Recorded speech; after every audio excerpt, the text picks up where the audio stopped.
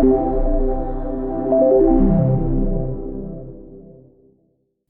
podcast is brought to you by PLI, the Practising Law Institute, providing resources to legal professionals and the law librarian community. For more information, go to pli.edu/librarian.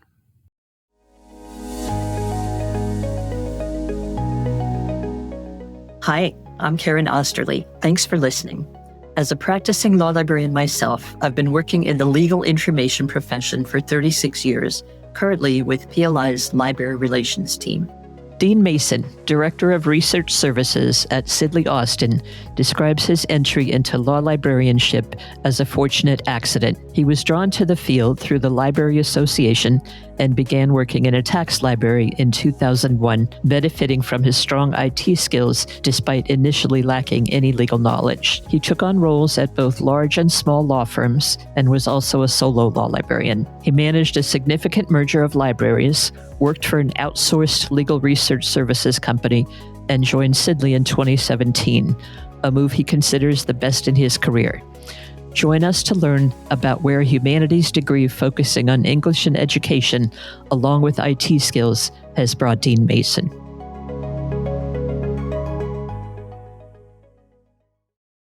Welcome, Dean. Thanks for having me. Thanks for joining me. And do I have your title right? My title is Director of Library and Research Services, but my actual job is a research team. My remit is the global research team at the firm, and that covers I think we have 26 people, researchers in our team, mainly in the States, but also in London and Hong Kong as well. Okay. All right. Interesting. I mean, I had you in Chicago, and then I was like, are you in Chicago or London? London. So how did you get to be a law librarian? What's your interest in the field, and how did you get here? Well, I think it's probably a mixture of luck, which is, really positive because I do consider myself lucky, and complete accident because I was one of the people that finished my first degree, didn't have any idea of what I wanted to do. So I was kind of going to careers fairs at that point, looking for a graduate role. My aim at that point was not to find a kind of profession, but just to find something that would give me the next step up, to figure out what I wanted to do, get some exposure in in whatever field I was looking at, build some skills, and then kind of, take that to the next step. And I went along to a careers fair in London, and there was, as careers fairs go, it was kind of complete. Well, I felt it overwhelming at that time. And I spoke to a few people, and it wasn't quite what I was looking for. And then the Library Association were there, they've now been rebranded as SILIP. Well, for quite a long time, they've now been SILIP. So I spoke to them, and, they said, we can kind of set you up now with a recruitment agent who can get you a graduate role and probably sponsorship to do a master's as well, which was actually something I was considering at the time. So I was like, this is incredible. Yes. This is like the two things that I kind of wanted. I wanted to work, that studying was something that I felt I needed to, stop doing for a bit. And that opportunity to do a master's, on day release. So I pursued that and pretty much got the first job that I applied for. And I felt so confident. But in retrospect, I think the luck element of it was at that point in time, which was 2001, there was hundreds and hundreds of these graduate roles in law firms all over London that they were desperate to fill. Obviously, I was the right candidate for that particular role, but I think, I definitely benefited from an environment where that was encouraged and they really wanted those kind of new people to join the profession. So that's kind of how good. Yeah, absolutely. So that's kind of how I got started. And, from then on, I think, I wasn't sure that this was the right thing for me. And then right. and I was completely out of my depth, to be honest, because although I was kind of, I would say, reasonably competent at using, with the IT, I was very into kind of computers and programming, all those kind of things. Right. But the law was just, I knew nothing. So Okay. I felt quite out of my depth. I didn't understand the terminology. I didn't really understand what anyone was saying. When I was asked for stuff, I didn't know what that was. And my role was in the tax library, and that's, as we Oh my know, that's goodness. very Even more technical. complicated. Yeah. So acronyms, I was like, oh, what does that mean? And I wasn't confident enough to say what you're talking about, Right. Right. Yeah. But I quickly became aware of the advantage that it was giving me, which is, I had these IT skills, but I had no specialist knowledge. And then I quickly worked out that was a superpower, because as I was learning stuff, people were listening. So people wanted to hear what I had to say and how I Right. applied that knowledge. So then I was like, this is great. It's really given me something. I've now gained that value. I've made myself valuable for my organization. So I can now look at how I can progress and things. So yeah, I did the masters and kind of took it from there. And so you've been in law libraries ever since? Yeah. I actually left because the graduate roles are kind of a 2-year placement. Okay. So I ended my 2-year placement in the tax library. Then I went to another library because it was a big, we had 30, 40 people, librarians at that time. So it was Freshfields. So it was a very big, well-known UK firm. And I really benefited from that. So my 2-year placement ended. I took another 2-year placement in the firm and then left to get my first professional role, which was a kind of small employment law firm in London, which is very different. Yes. Yes. So a kind of step down, which I probably shouldn't say that, in some kind, we call it. Yeah, in the sense of it was a smaller organization, a massive step up because I had more responsibility, more exposure to a greater amount of work. Rather than being a departmental librarian, I now had a opportunity to do much more diverse kind of research, and then kind of embraced it from there. And so then, so you had the huge firm experience for 4 years in tax, and then another department, and then went to what we'd call a smaller firm. Yeah, we call those lateral moves, not down steps. And you were in charge there? You were library manager, did everything? I was, for the employment law firm, which was Lewis Silking, I was a research librarian. And then my next position after that, I became a solo librarian, which had the title of manager, although I wasn't managing anyone. I was kind of managing myself and the service, I guess. But that was a new experience because I didn't have any team members. So I literally had to do everything from loose leaf filing to, vendor contracts, training, everything. So nothing would happen unless I did it. But again, that was a really good kind of experience for me because I got to learn pretty much every element of running a library service where I didn't have that before. Right. So I get to appreciate how all the parts, fitted together. And and it was a smaller London office of a bigger European firm. It was called Salins.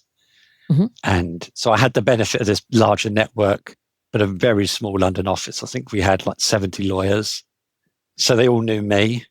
I knew all their names. Right. So there was no escape.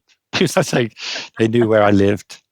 So you develop relationships and you get to know what they want and what they need and how they like to have it delivered, which is lovely.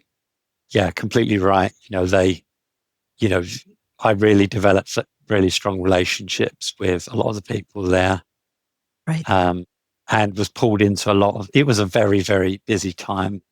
Being embedded, I think, creates a level of exposure that creates a lot of work, but good work, I think. So I'm a big fan of that. And then from there, did you go somewhere else or did you go to Sidley? So interestingly, my firm, Salins, which no longer exists, merged to form Denton's. Yes. So this was the big merger that took place. I'm going to try and remember the date now. around, I think it was about 2013, 2012. So Salins, another Canadian law firm, we all merged under the umbrella of Denton. Right. Denton's was S&R Denton at that time. And then they dropped the S&R bit and we just became Denton's. Right. So again, Denton's that was, LLP. yes. So that was a massive positive experience because it was my first kind of library merger. And as I said, I was a solo, so I had to Right. merge the library, the contracts, everything.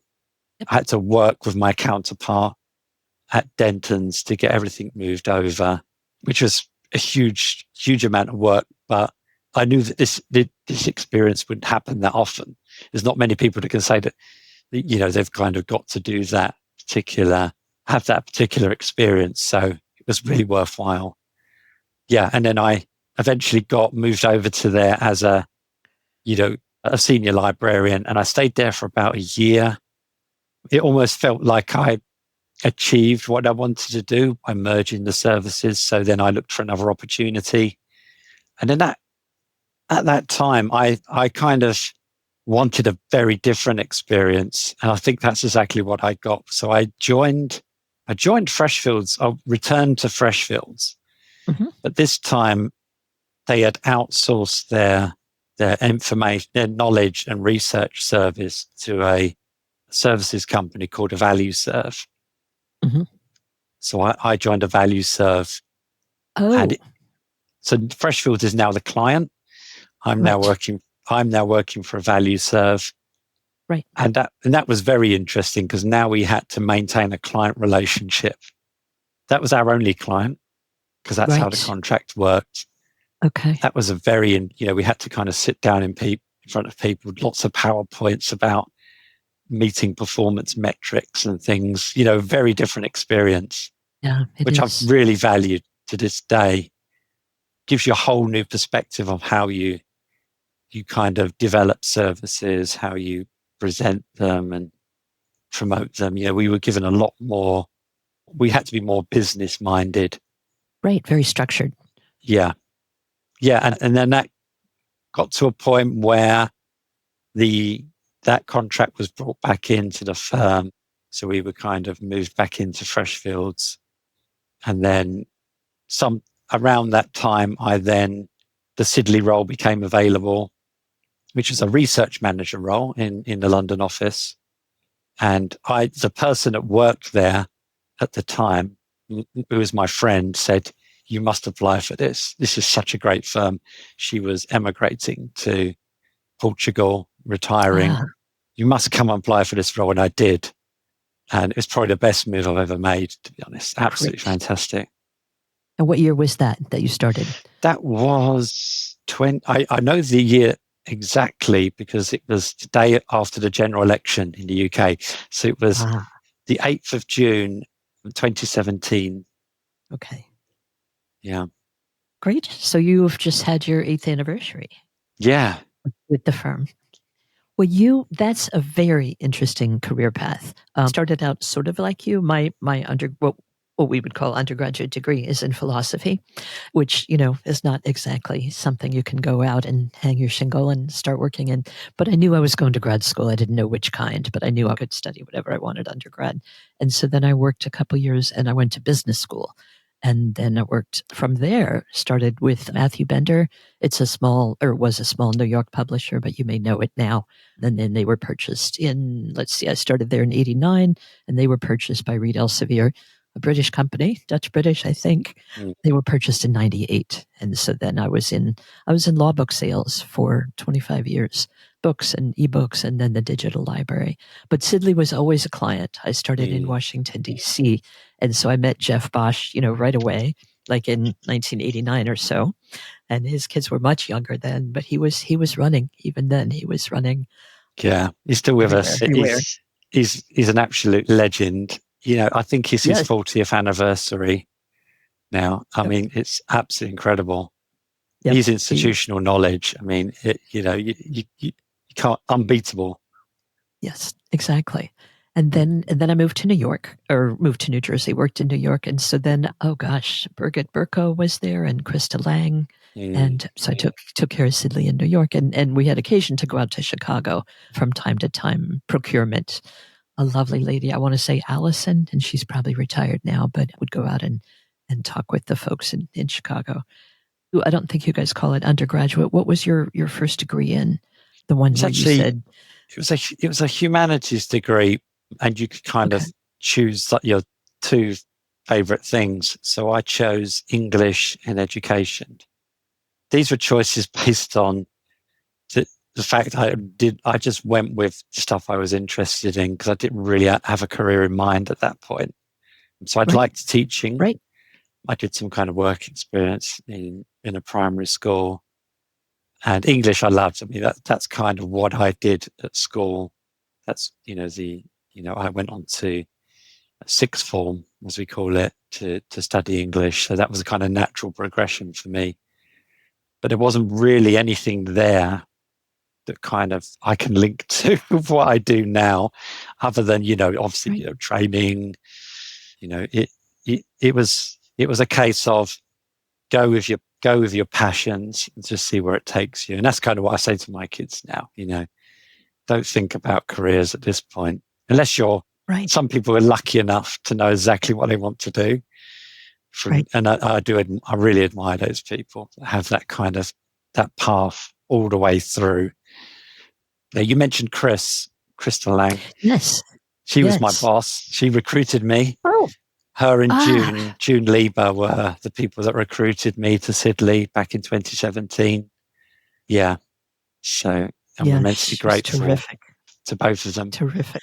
No, Sidley, it's a wonderful group. It's just your background. I mean, I had no idea you had done all those things, because it's a perfect preparation. It's a perfect training, because you were, with a big firm, you were with Freshfields in two different departments, and then you were at a smaller firm, and then you were solo in an office of a bigger firm, and then you did the management of a merger, which not every librarian gets to do. And then when it's thrust upon them, it's quite shocking, and it's a great deal of work, and it's a great deal of detail, and you've been through that. So that's, that's sort of a box checked that you did successfully, no problems, absorbed into Denton's. And then you worked for ValueServe, and that's a growing pattern in the States as well. As you know, the library management systems, library management companies, outsourcing is the better term there. So you did that. And then you went back to Freshfields after the contract and came to Sidley. So you've done everything that one does, in the law firm world. So it's you could do, I guess my point is, you could do anything from here. But this is great. Can you talk just for a little bit about the differences you see between U.S. firms and British firms or European firms? And not the attorney, barrister, solicitor part, but the attitudes and the way that they work and sort of how they view the library, because you have a unique perspective. That is really interesting. And I think there's quite a few different ways to kind of dissect that. But a couple of observations. I mean, for obviously speaking about Sidley, for example, in our US presence, litigation is our biggest practice area. And I guess that's very common in the States. Right. That's a kind of large percentage of what we do. So a large percentage of the research we do in the States is kind of legal research.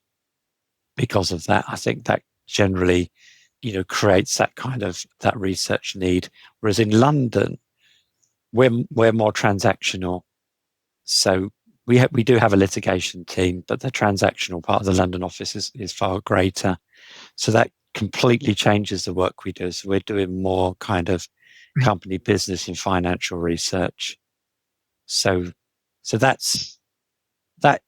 Although it's different, it does mean that we've had kind of a diverse kind of experience in terms of the research we do, which has been great for the team, because it means you get the experts in like debt finance, litigation research, legislative histories. So we've got a number of, because of this kind of exposure to different parts of the firm. We've got experts in various different areas, and we've used that as a kind of foundation which to lift everyone up. So we kind of, right, you need to train the team. You know this stuff inside out. Please do a training session and tell the rest of the team about it. So that's kind of, I don't think that's common, because I think there are probably British firms, that Freshfields being one of them, that have large litigation teams. But I think that's just how things have played out at Sidley, which creates a bit of a difference there. So that's certainly a big difference. And then in terms of that would lead to the answers to the other questions in terms of how the library is viewed and maybe embedded. Or in London, are your people, your team members, more actively involved with the attorney work, or are they more of a response profile? We've definitely seen a shift, probably in the last 2-3 years, I would say, where, I was talking to June about this at AALL, and it's been our experience too. We definitely seem to be brought in earlier on work than we used to be. It used to be the case, the trainee or the associate would do most of the research, find a gap. Then we're brought in to fill that gap. Oh, please help us with this, find this thing, or help us with this part of the research. We're starting much earlier in the process now. We've been brought in. We're about to start this process. Please tell us how we should approach. The workflow is a lot more comprehensive, which is brilliant. Exactly where we want to be. But that's definitely where we've shifted to, I feel. And our stats show that as well. We kind of do time bands on our stats. So, 0 to 15 minutes. This is how many research tasks we did. And the ones that are 2 hour plus are going up year on year. And the ones that are 15, 30 minutes are going down. So it's nice when the stats bear out an anecdote, which is how we were feeling in this case. So yeah, we've definitely seen a shift there. Excellent. And you sound pleased by that. Yeah, absolutely. Yeah, I think that means we're being respected more. We're more visible. There's loads of positive words there that, it demonstrates included and valued. Yeah. Yep.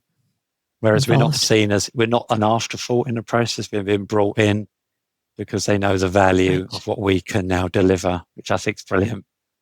It is. I agree. Earlier, you had mentioned that you understood IT, and so I thought you were going to say that you had studied that, early on. But instead, you were English in education, which the education has certainly helped with the training, with overseeing the training as well. But in terms of IT or in terms of non-IT, can you talk about any tools that you've created or that Sidley has created that you're most proud of, that you're most pleased with to help the attorneys and help the internal clients?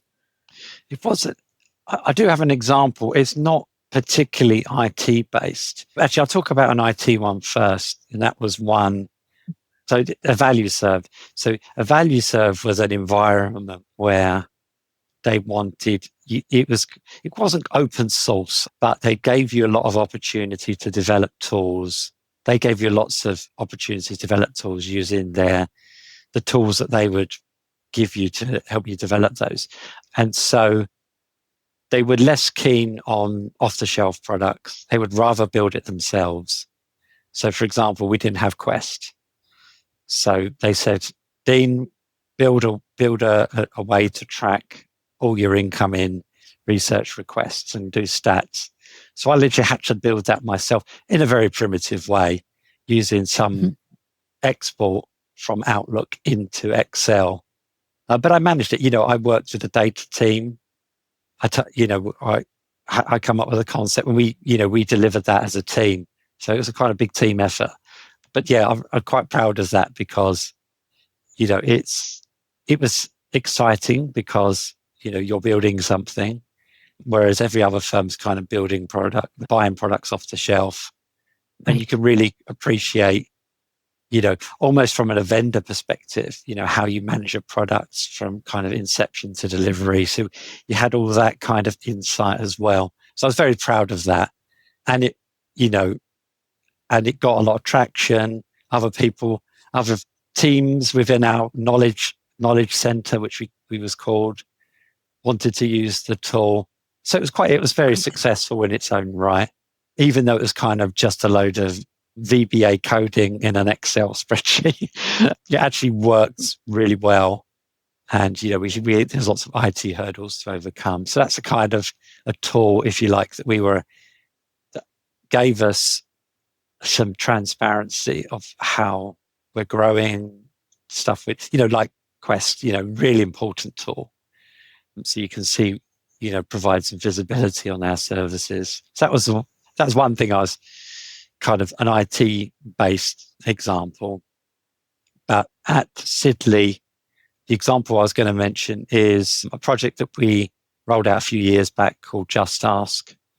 So this wasn't an IT project. It was more of a kind of a massive promotional effort, a kind of relaunch of our services. And this was born out of some conversations that we had with, as part of a kind of, we obviously wanted to do something. So we spoke to associates and did some surveys and found that very few people knew what we were capable of doing, what we could offer. And that shouldn't have been a surprise, I don't think. Lawyers are very busy. They're not going to know the hundreds of things on our list that we can do off the top of their heads. So it's like, how do we communicate this to the firm? We've got all this stuff that we can do. And then we kind of had a meeting. Inevitably, it went down the path of let's list out the things that we're doing, people research, legislative history, and it quickly got to like 100. And then we went beyond 100. It was like, we can't put this on our intranet. Who's going to read this? It's like hundreds of things. Right. So we heard about another firm, Littler Mendelsohn. They did a presentation at the art conference.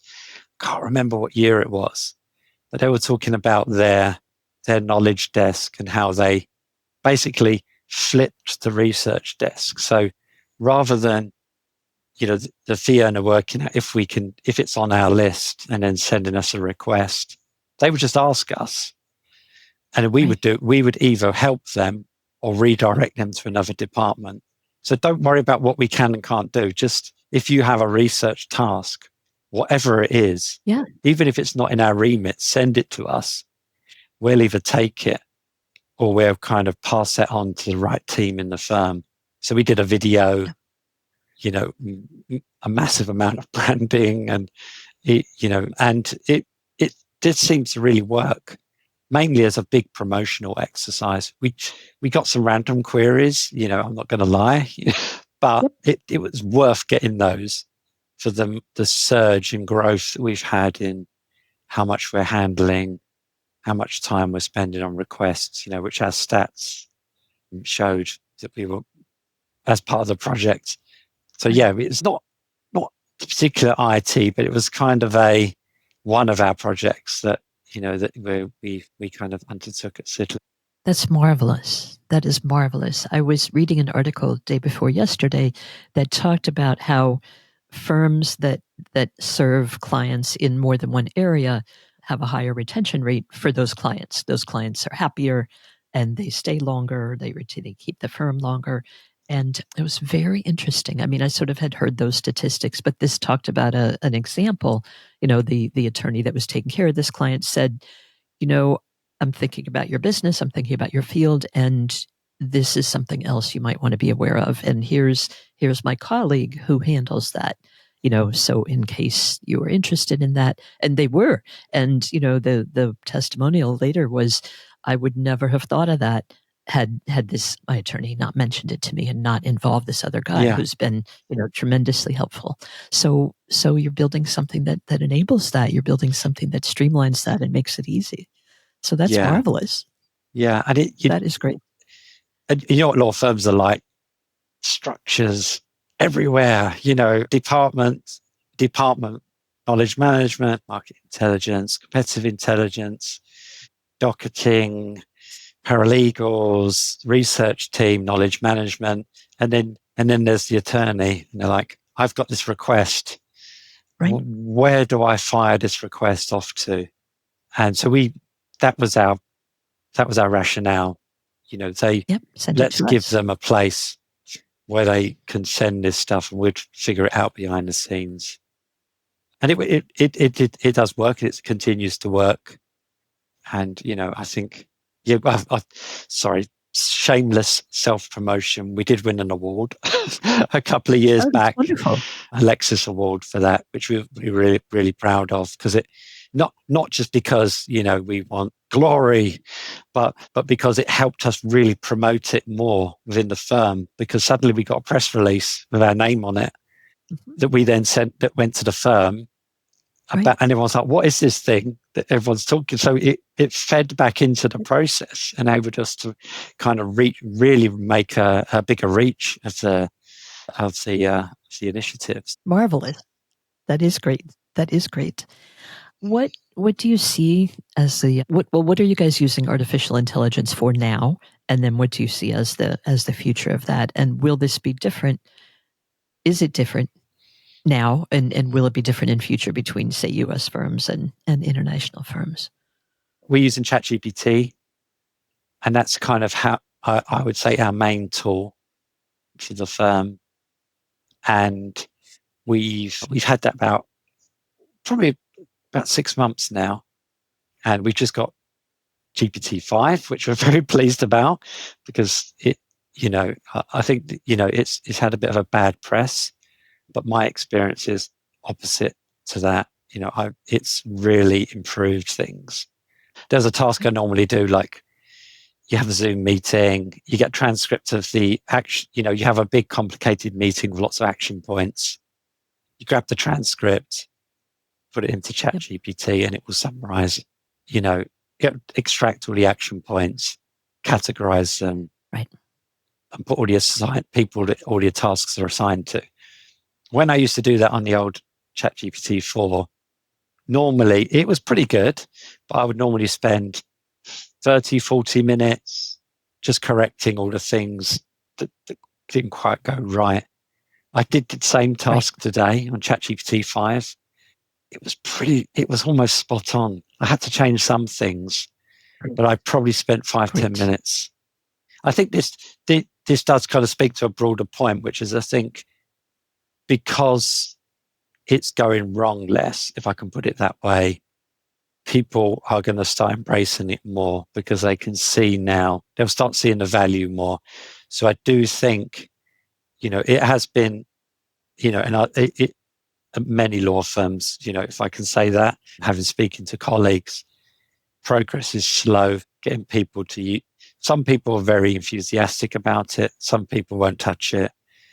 Some people, there's different categories of people, but I think the people that are using it now, I think the pace is definitely shifting forward more.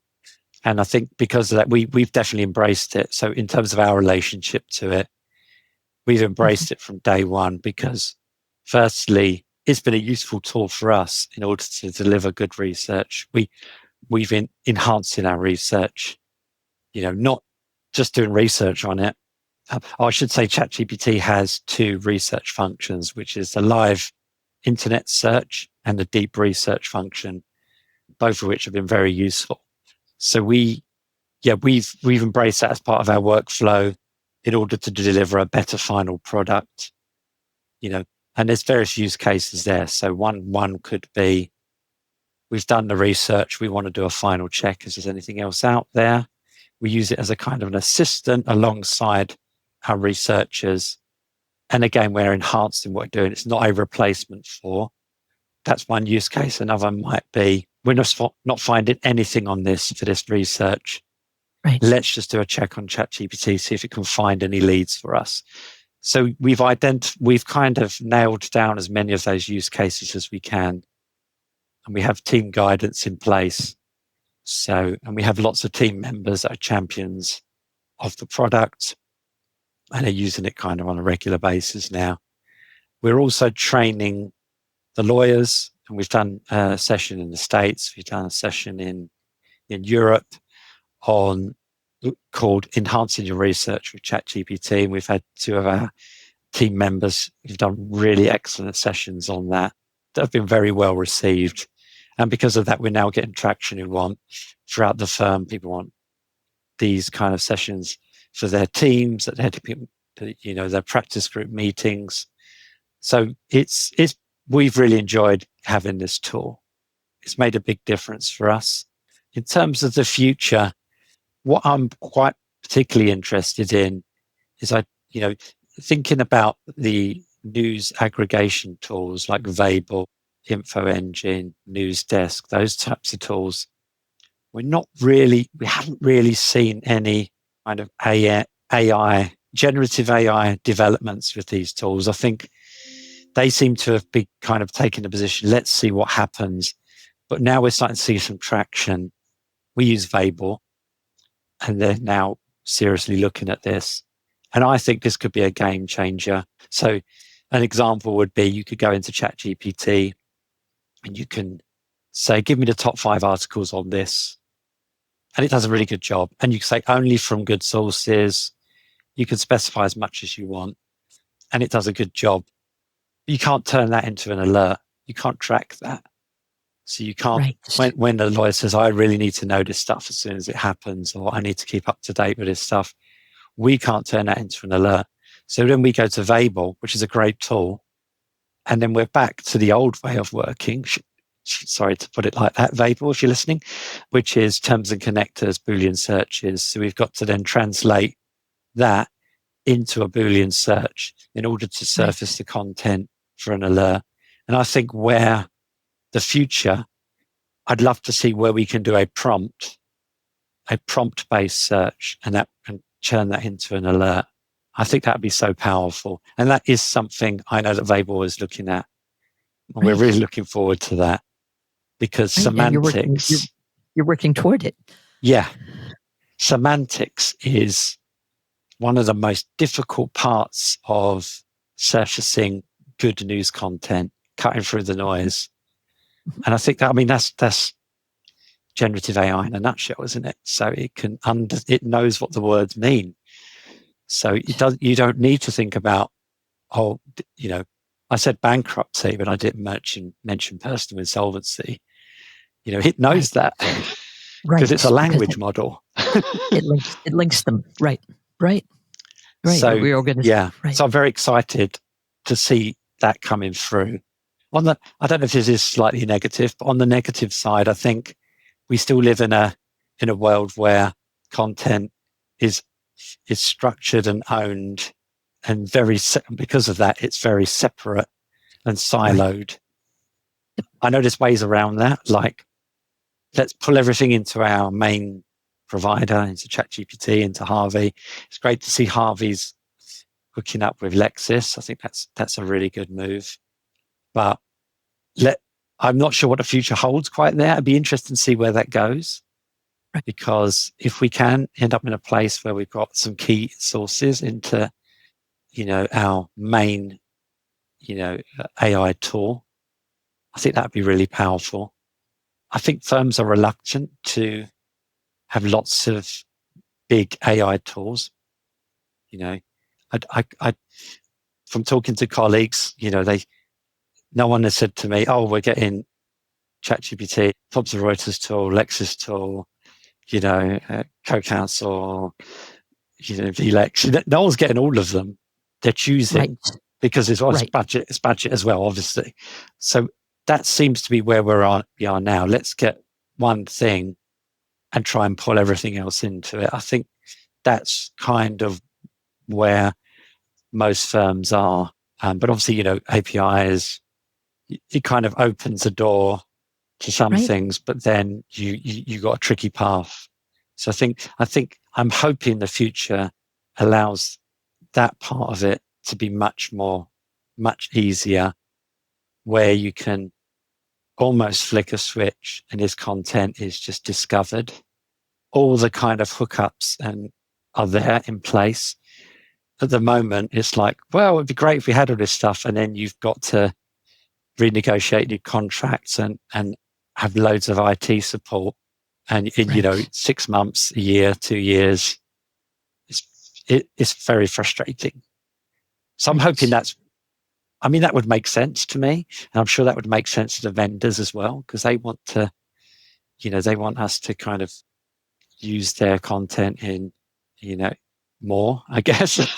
So this is fascinating. The way that you're speaking of this reminds me of maybe 10, 15 years ago, the offerings that were coming out where they said, okay, we can use your documents, put us in your system. We can search through your documents and find a form that you don't have to create from scratch. Find an agreement that's similar to the one you want to write. And it's by one of your colleagues, it's not just from nowhere.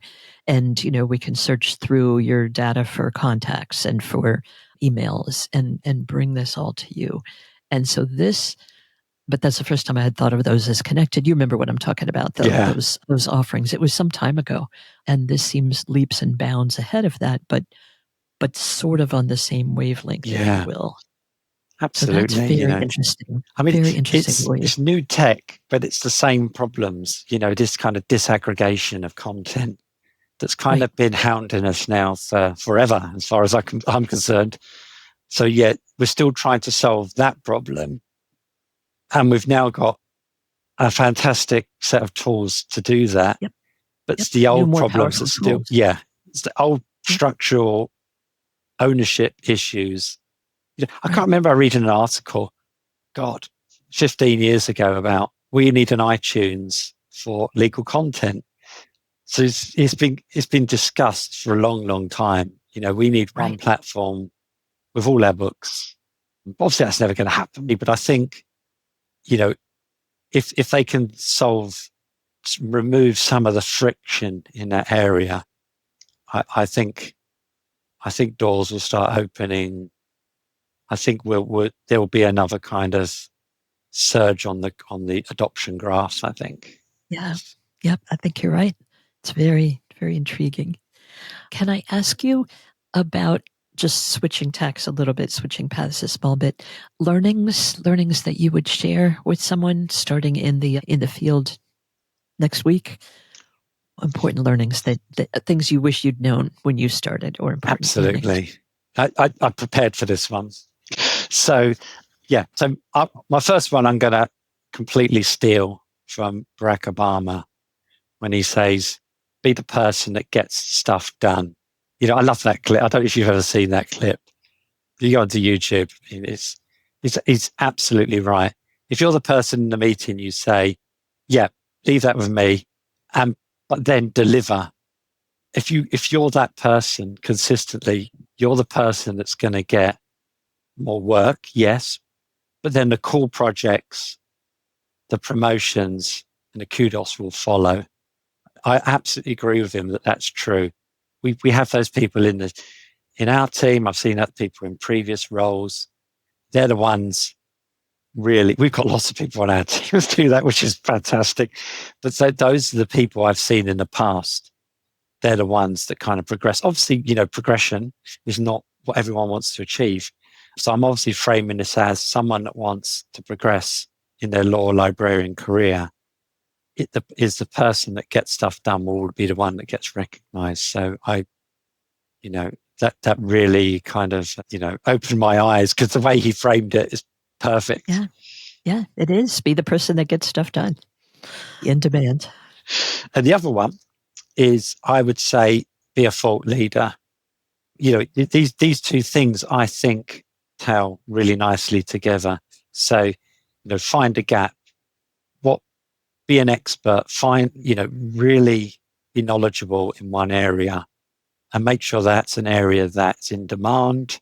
And that could be, if your office isn't really looking at generative AI and the positives, be the person that knows that stuff. Then you'll become the go-to person, and then you'll soon be in demand. And again, it's a very similar concept to the person that gets stuff done. If you're the person that, is knowledgeable, the go-to person, again, you're the one that's going to get the cool projects. You're going to get the kudos. You're the one that's going to be able to build teams, resources, all that really cool stuff. And again, I've seen that. That's, that's the experience that I've had. It's those people. Oh, you need to talk to that person about that. They really know, every conversation's about them because they're the one that knows, has the knowledge. They're the experts. So anyone starting out, just there will be an opportunity. In it, one day you'll just be having a kind of a conversation with someone about anything, and you'll think, why? That's right. Why there's no one on the team that really kind of is the leader, the thought leader on this, and I could easily become that person. Right. So, yeah, that's Terrific. my advice, and everyone must follow it. Those are two very good ones. Thank you. Is there anything you wish you had known when you started into the law library world? Wish you had known beforehand? Yeah, again, this is one I had a thought about, and this is pretty key to me, which is the ability to say no. I think when you're new to a role, you've just been given an opportunity. You're just starting out in your career journey. It's not that easy to say no. Well, I didn't find it that easy to say no, and you could easily get pulled out of shape in so many different directions if you kind of don't manage your energy effectively. And I made that mistake. I got pulled in so many directions, and I think that was a lot of that was in my head. I thought that I should say yes. Whereas I think someone starting now, I think you absolutely do not need to say yes to everything. If you've got a very good plan of what your role is, what you want to achieve, and you get pulled over here, absolutely say, obviously you've got to qualify it. You can't just say no, go away. You can say no, this is not something I can spend time, you can qualify it in some way. But I think that knowing that and being confident within yourself to say that would have been a huge advantage to me. So I think, and I think people are generally better at this kind of stuff. I don't know if that's just my perception of it that's changed or whether the world's shifted on a bit. I don't know, but I definitely have team members who say no to me, and I can fully respect that. This is not something I'm going to be able to do because my plate's full. I'm like, I'm so glad you told me that. That's really important. What can I take off your plate? Exactly. That's the conversations we all should be having. They are, but I think a lot of people, when they're new, aren't comfortable with that. Yeah, exactly. They're almost programmed now, which is great. Something's going right, I think, because that's you see the most confident people in meetings, and they're like, not something I can do. Really, really important, but not something I can do right now. Can we talk about this in July, or whenever? And those people are really respected because what's worse is saying, "Yeah, I can do that," and then 2 weeks later, kind of, I'm sorry, you've just delayed things. 2 weeks. Yeah, it's not good. It's not good. Right. Better to have a straight answer up front. Yeah, absolutely. Good. No, that's a good one. How do you see law librarianship changing? I mean, we've both been around for a while. I started in 1989. You started a little bit after that. But how do you see it changing? So it's interesting because I think, we've seen some massive changes, haven't we? If it keeps it'd be interesting to see if the pace of change continues at the rate. I mean, obviously there's been one kind of technological change, and then the other one is COVID, which is obviously not planned. But both of them have had very, very positive outcomes, I think, on our profession in terms of how we now operate. So I think, I think change is good, but if the pace of change keeps accelerating at this rate, it's very difficult to.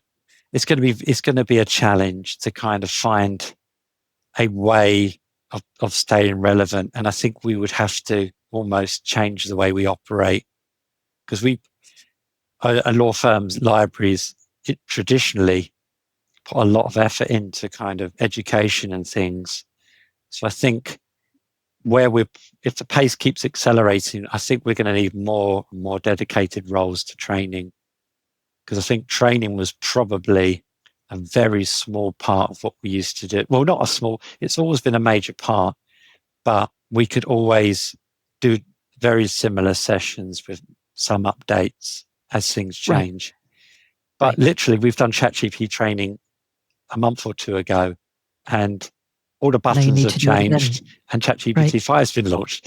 So it's already out of date. And this is what we're faced with now. So I think we will have to change as a profession, particularly in law firms, well, probably not just law firms, but obviously kind of academia, and have more training-based roles, which is great. This is turning a challenge into an opportunity. So I think, and I've seen these roles being advertised, and I think, this is something we're considering. Lots of firms I'm talking to are similarly considering these roles, someone to keep up to date with the changes and keep the plate spinning. So I think it's a very conceptual answer. I'm sorry about that, but I think we need to kind of see if this pace is going to continue and how we kind of adapt our services to meet the changing needs of law firms and whatever the vendors has their models adapt. I think we're going to have to adapt to that as well. Yep, I think that's important, and I agree with you completely about training. I mean, we've always done it, but sometimes it's just been an afterthought because the client needs are so urgent. The attorney needs are so urgent, and so we go with that. Anything else that you'd like to add about the future of law librarianship?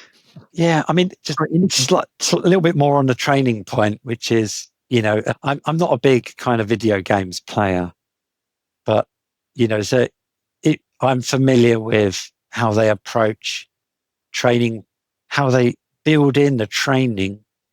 When you play a game now, it's like just there's pop-ups on the screen, and it identifies you're a new user and says, right, you need to do this. This is to get you up and running. And then it's these tools now are intelligent enough to say, you haven't really used this feature. I'm going to give you a pop-up just to remind you it's there, and there's a better way of doing this. I've seen what you're doing, and I think there's a better way to do this, so I'm going to give you this pop-up. So it's kind of like an intelligent context-based training. And gaming's been doing it for ages and ages, very successfully. And I'm seeing these walkthrough tools emerge. And I think, to me, this is going to be a really, the problem is they can be annoying. So, I'm thinking of the paperclip, my Lord. Yeah.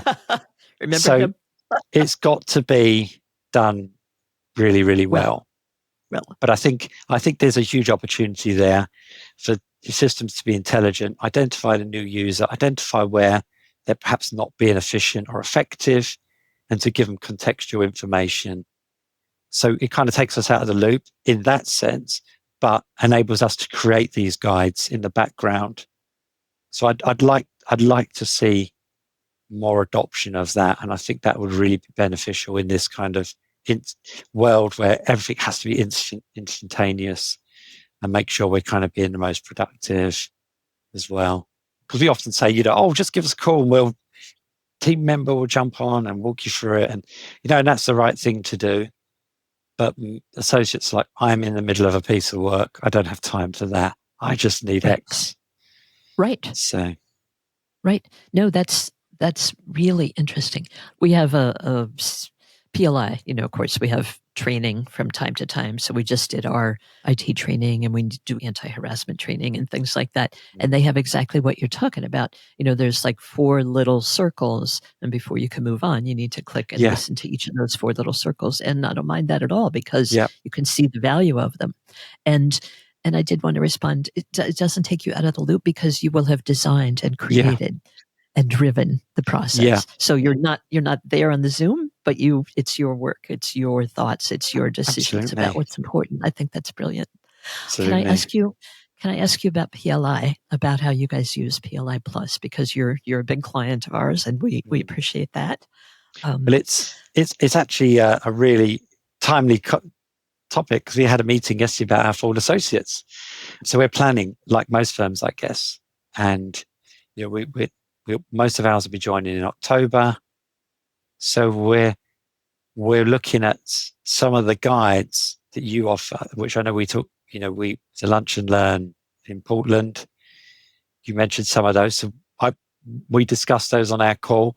I would say those are really well thought of and really well used. And I'm thinking of like the new associate, I can't remember the exact titles, you're very correct, you can jump in, and the new associate handbook and the building your practice. So I think, Right.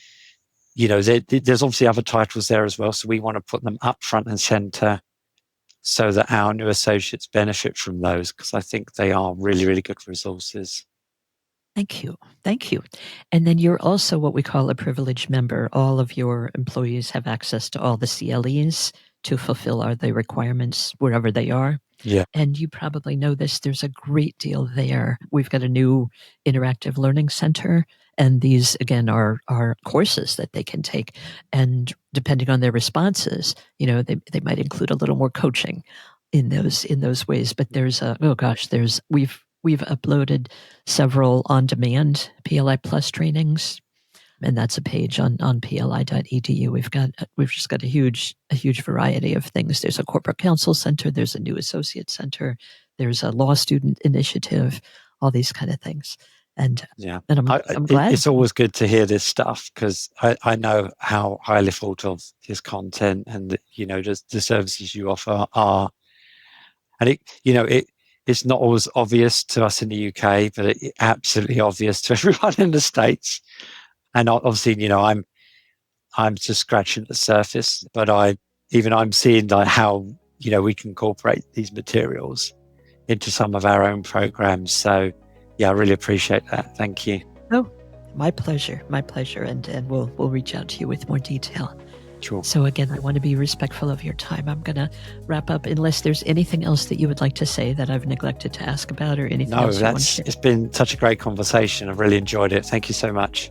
My goodness, I have too. It's been a delight. I'm glad that I ran into you and met you in Portland, and thank you for joining us.